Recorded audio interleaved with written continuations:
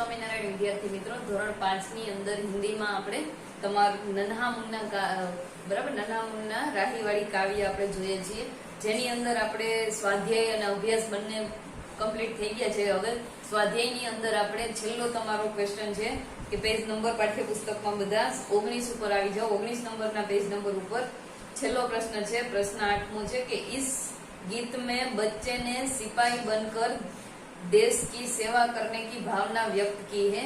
सोचो क्या देश की सेवा केवल सिपाही बनकर ही की जा सकती है? बताओ, लिखो देश की सेवा कैसे करते हैं.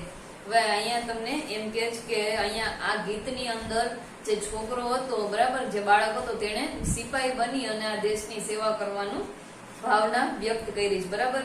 તો આપને એમ કે છે કે તમે એવું વિચારો કે શું સિપાહી બનીને જ દેશની સેવા કરી શકાય એમ, અને એ ટૂંકમાં તે સિવાય પણ બીજી કઈ રીતે આપણે દેશની સેવા કરી શકીએ. તો નીચે જોવો તમને 5 આપ્યા છે કે કિસાન છે, પછી શિક્ષક છે, પછી ખેલાડી છે, પછી કલાકાર છે અને આપ છે, મતલબ તમે, એટલે ટૂંકમાં કે મેં એમ.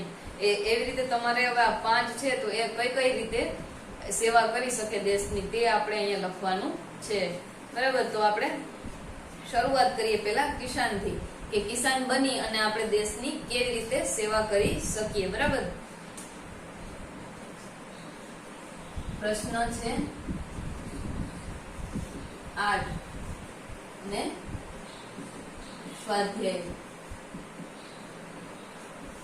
સ્વાધ્યાયની અંદર પ્રશ્ન 8માં પેલું છે તમારું કિસાન. કિસાન બનકર કઈ રીતે આપણે દેશની સેવા કરી શકીએ. તો એમાં છે કડી મહેનત દ્વારા બહુત કડી मेहनत द्वारा बहुत अनाज पैदा करके, बहुत अनाज पैदा करके. પછી બીજું છે કુદરતી ખાદ का उपयोग बढ़ाकर, कुदरती खाद का उपयोग बढ़ाकर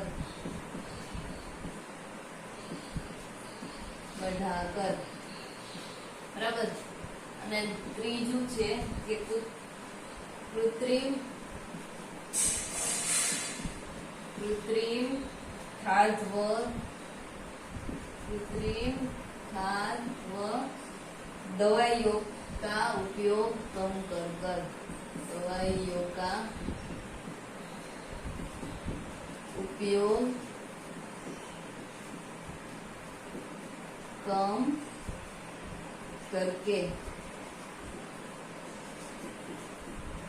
જો કિસાન છે તો તે કેવી રીતે મદદ કરે, તો કે એક ખેડૂત છે ઈ ખેતરની અંદર કડી મહેનત એટલે કે ખૂબ જ મહેનત કરી અને અનાજ ઉગાડી અને આપણે દેશની સેવા કરી શકીએ બરાબર. પછી બીજું છે કુદરતી ખાદ કા ઉપયોગ बढ़ाकर, એટલે કે જે કુદરતી રીતે જે ખવાય છે બરાબર, એવું બધું અનાજ ને બધું ઉત્પન્ન કરી અને કુદરતી જે ખાદ્ય છે તેનો વધારેમાં વધારે ઉપયોગ કરી અને એ મદદ કરી શકે. પછી કૃત્રિમ ખાદ વ દવાઈઓ કા ઉપયોગ કમ કરકે, એટલે જે કૃત્રિમ રીતે ખાવાની વસ્તુઓ છે તે બધી ઓછી કરી અને દવાઈઓ એટલે કે બીજી જે દવા છે અને એનો ઉપયોગ બધાનો ઓછો કરી અને દેશની સેવા કરી શકે બરાબર. પછી આપણે બીજું છે તમારે કે શિક્ષક, એક શિક્ષક છે તો તે કેવી રીતે દેશની સેવા કરી શકે. તો बच्चों को उत्तम शिक्षा देकर, बच्चों को उत्तम शिक्षा देकर बराबर. પછી બીજું છે बच्चों में जीवन कौशल्य, बच्चों में જીવન કૌશલ્ય વ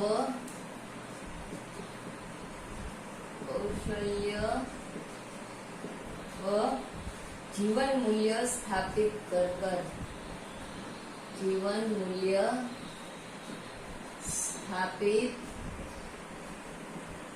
કર બરાબર. પછી છે ऊंचे आदर्शों का आचरण करके ऊंचे आदर्शों का आचरण करके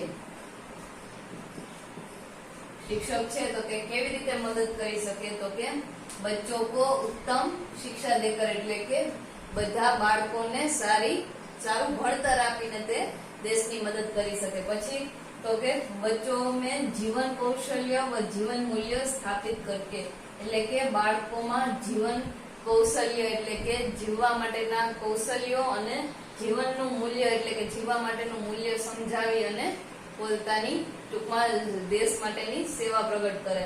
પછી ઊંચે આદર્શો કા આચરણ કરકે એટલે કે ઊંચા આદર્શો મતલબ કે સારા એવા સંસ્કાર આપી અને તેનું આચરણ કરવા એટલે કે તે જ જીવનની અંદર ધરવા માટે તેને બાળકોને સમજાવે. બરાબર. તેના દ્વારા દેશની સેવા કરે છે બાળકોમાં સારું શિક્ષણ આપીને. પછી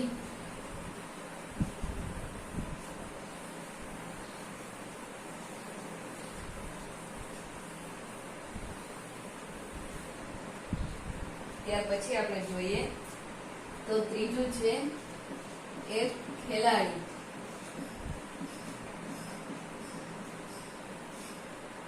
તો ખેલદિલી રખકર પેલું શું છે ખેલદિલી રખકર. પછી બીજું છે ધોખેબાજી છોડકર धोखेबाजी छोड़कर. પછી ત્રીજું છે સही अर्थ में अपना कौशल दिखाकर सही अर्थ में अपना कौशल दिखाकर.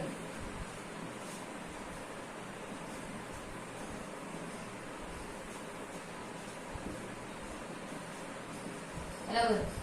એક ખેલાડી છે ટૂંકમાં એક રમતવીર છે તે કેવી રીતે દેશ માટે સેવા કરી શકે તો કે ખેલદિલી રખકર એટલે જે પોતે ખેલ રમે છે તેના પ્રત્યે તેની ભાવના ટૂંકમાં તે ખેલદિલી વધારે તેને પ્રત્યે હોય મતલબ તે ખેલ માટે તેનો પ્રેમ વધારે હોય. બરાબર. પછી ધોખેબાજી છોડકર એટલે કે ખેલની અંદર રમવામાં એટલે કે તે જે રમત રમે છે તેની અંદર કોઈ પણ પ્રકારનું ચીટિંગ એટલે કે કોઈ પણ પ્રકારનું ખોટું કરતો નથી. બરાબર. એટલે કે ધોખેબાજી છોડકર. પછી સही अर्थ में अपना कौशल दिखाकर એટલે કે રમતની અંદર પોતાની મહેનતથી સાચું પોતાનું કૌશલ્ય બતાવી અને તે રમત રમે છે. બરાબર.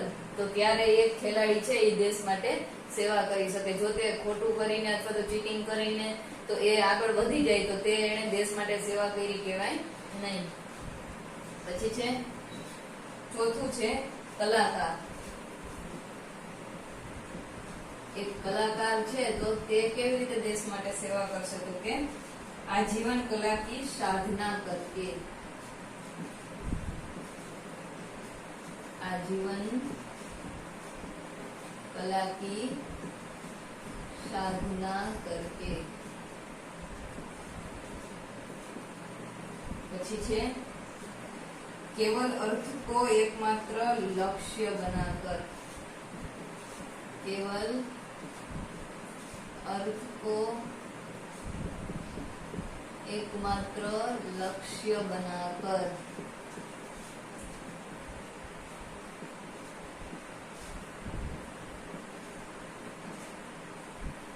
लक्ष्य बनाकर. પછી છે सॉरी केवल अर्थ को एकमात्र लक्ष्य न बनाकर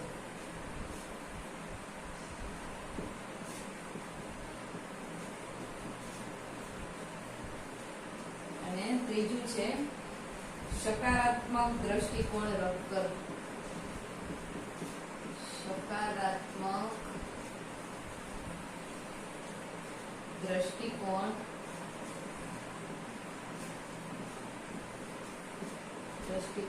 रखकर मूल्यों को उजागर करके.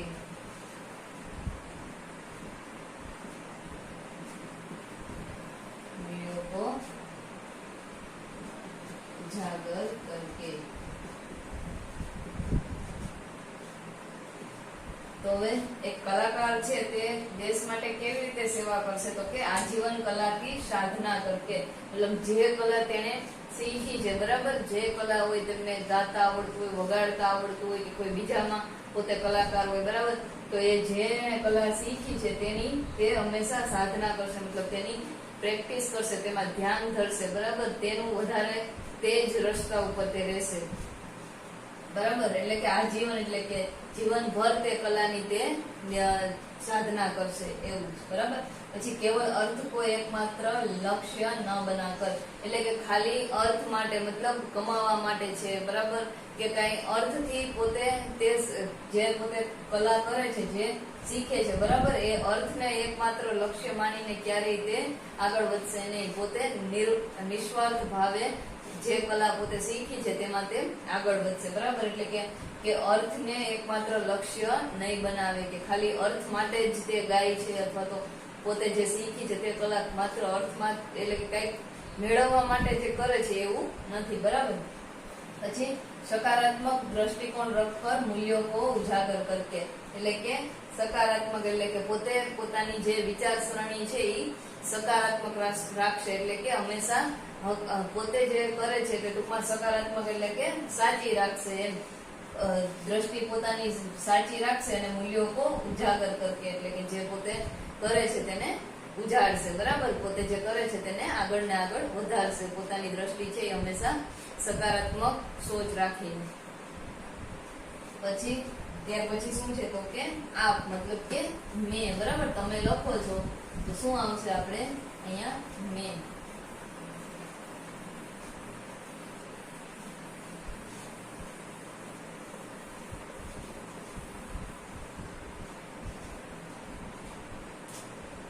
જો તમે લખતા હોય તો તમારે શું હોય તો કે આપ મતલબ કે તમે, મેં મતલબ મેં, બરાબર. તો તેમાં શું આવશે તો કે अच्छी पढ़ाई का अपना कर्तव्य पूर्ण करके. अच्छी पढ़ाई का अपना कर्तव्य पूरा करके.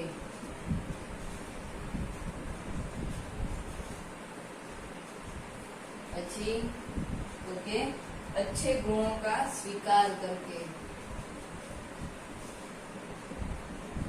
अच्छे गुणों का स्वीकार करके.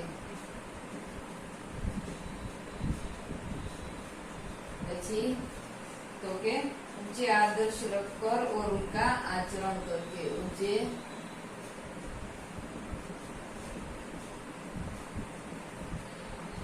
आदर्श रखकर, ऊंचे आदर्श रखकर और उनका आचरण करके.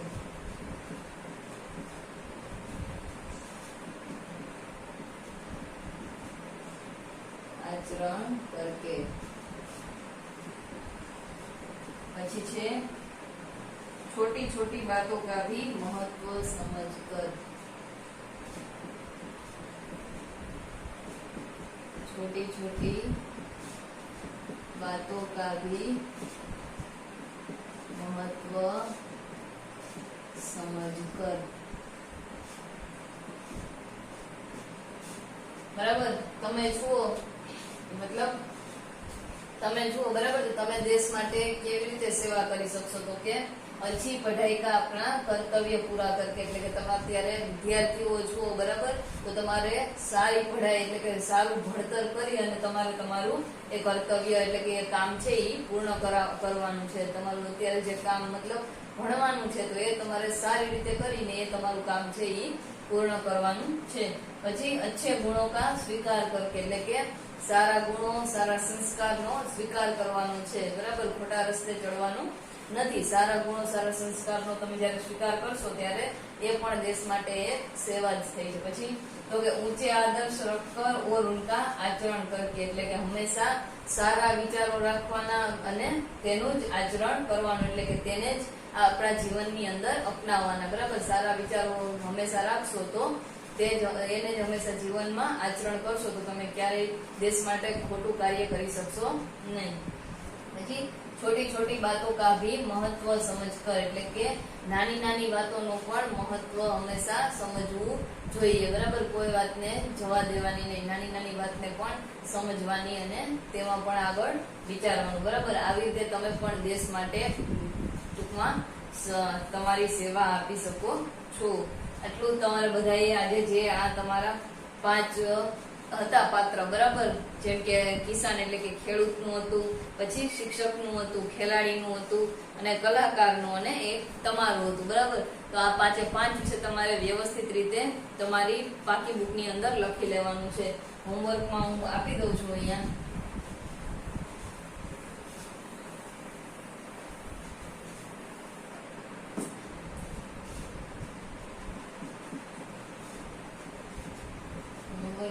છે કે પાઠ્ય પુસ્તકના પેજ નંબર 19 પર આપેલ પ્રશ્નના જવાબ હિન્દીની સાચી બુકમાં લખવા બરાબર એટલું બધા એ કરવાનું છે વ્યવસ્થિત રીતે સારા અક્ષરે બધા આ પૂર્ણ કરવાનું છે અને અહીંયા તમારી આજે નન્હા મુન્ના રાહીવાળી કાવ્ય હતી તે અહીંયા આજે આપણે પૂર્ણ કરી બરાબર અને વ્યવસ્થિત રીતે તેનું સ્વાધ્યાય અને અભ્યાસ બધાએ હિન્દીની પાકી બુકમાં લખી લેવાનું છે અને આપણે આવતા લેક્ચરમાં તમારી જે ચોથો પાઠ છે કે કાવ્ય છે તે આપણે શરૂઆત કરશું બરાબર અત્યારે